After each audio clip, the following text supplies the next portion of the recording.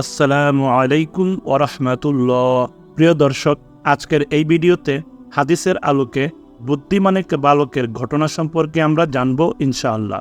হাদিসটি এসেছে সহিহ মুসলিম শরীফে। সাহাবী সুহাইব রুমি রাদিয়াল্লাহু আনহু থেকে বর্ণিত। তিনি এই কাহিনীটি রাসূল সাল্লাল্লাহু আলাইহি ওয়াসাল্লাম থেকে বর্ণনা করেছেন। এক বাদশার দরবারে একজন জাদুকর ছিলেন। সময়ের পরিক্রমায় একসময় তিনি বৃদ্ধ হলেন।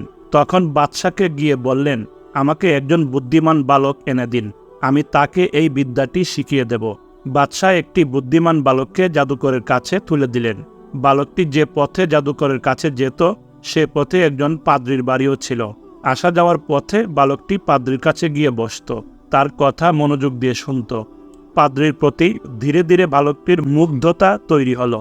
একদিন বালকটির যাওয়ার পথে এক বড় জন্তু বসেছিল। যাওয়ার কোনো পথ খোলা নেই। বালকটি ভাবল, এটা জাদুকরি নাকি সত্য তা পরীক্ষা করে দেখার এটি উপযুক্ত সময়। সে একটি পাথরের টুকরো কুড়িয়ে নিয়ে বলল, হে আল্লাহ, যদি পাদ্রীর আমল তোমার কাছে জাদুকরের আমলের চেয়ে ভালো এবং পছন্দের বলে মনে হয়, তাহলে এই জন্তুকে মেরে ফেলো, যাতে মানুষের যাতায়াতের পথটি খুলে যায়। এই বলে বালকটি পাথরটি ছুঁড়লে জন্তুটি মারা গেল। বালকটি এবার পাদ্রীর কাছে এসে সব খুলে বলল। পাদ্রী বললেন, বাবা, এবার তুমি জ্ঞানের পূর্ণতায় পৌঁছে গেছ। তোমার পরীক্ষা শুরু হতে চলেছে। এই পরীক্ষায় কোনোভাবেই আমার নাম প্রকাশ করবে না। সেই বালকটিকে আল্লাহ অলৌকিক ক্ষমতা দিলেন। সে অন্ধ ও কুষ্ঠরোগে আক্রান্ত সহ বহু রোগীর জন্য দোয়া করতে লাগলো। তারাও সুস্থ হয়ে উঠতে লাগলো। তবে কেবল যারা খ্রিস্ট ধর্মে ঈমান আনত তারাই তার দোয়ায় উপকার পেত। একদিন বাদশার এক ঘনিষ্ঠ ব্যক্তির চোখের অন্ধত্বও তার দোয়ায় সেরে গেল। তার অলৌকিক ক্ষমতার খবর ইহুদি বাদশার কানে গেলে তিনি বিচলিত হয়ে পড়লেন। বালকটির ধর্মে ঈমান আনা কিছু লোককে বাদশার আদেশে হত্যা করা হলো। বালকটিকেও হত্যার উদ্দেশ্যে কয়েকজন লোককে ডেকে তিনি বললেন, ওকে উঁচু পাহাড়ের উপর নিয়ে গিয়ে নিচে ফেলে দাও। বালক আল্লাহর কাছে দোয়া করলে পাহাড় কাঁপতে লাগলো। ফলে সে ছাড়া সবাই পাহাড় থেকে পড়ে মারা গেল। এবার বাদশাহ তাকে অন্য একদল লোকের হাতে তুলে দিয়ে বললেন, একে একটি নৌকায় চড়িয়ে সমুদ্রে নিয়ে ডুবিয়ে দাও। সেখানেও বালকের দোয়ায় নৌকা উল্টে গেল। ফলে সবাই পানিতে ডুবে মারা গেল, কিন্তু বালকটি বেঁচে গেল।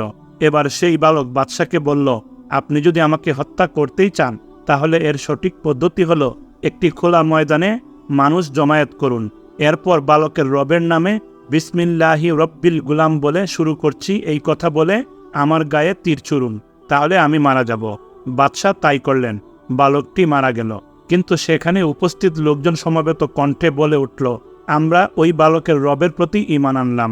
বাদশাহ এবার আরও বেশি বিচলিত হয়ে পড়লেন।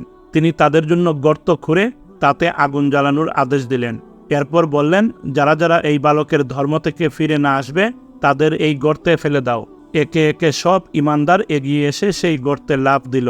শেষে এলো একটি নারীর পালা। তার সঙ্গে একটি শিশুও ছিল।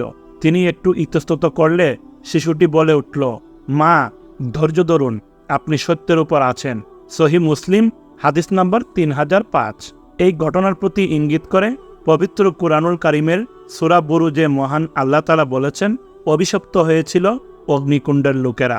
ওরা ইন্ধন সংযোগ করে তার অগ্নিকুণ্ডের পাশে বসে থাকত এবং দেখত বিশ্বাসীদের উপর তারা যে অত্যাচার করত। ওরা তাদের উপর প্রতিশোধ নিয়েছিল শুধু এই কারণে যে তারা বিশ্বাস করত পরম শক্তিমান, পরম প্রশংসনীয় মহান আল্লাহর, যিনি আকাশ ও পৃথিবীর সর্বময় ক্ষমতার অধিকারী। আর আল্লাহ তো সর্ববিষয়ে স্রষ্টা। যারা বিশ্বাসী নরনারীকে নির্যাতন করেছে ও তারপর তওবা করেনি, তাদের জন্য আছে জাহান্নামের শাস্তি আর দহন যন্ত্রণা। সূরা বুরুজ, আয়াত 4 থেকে 10।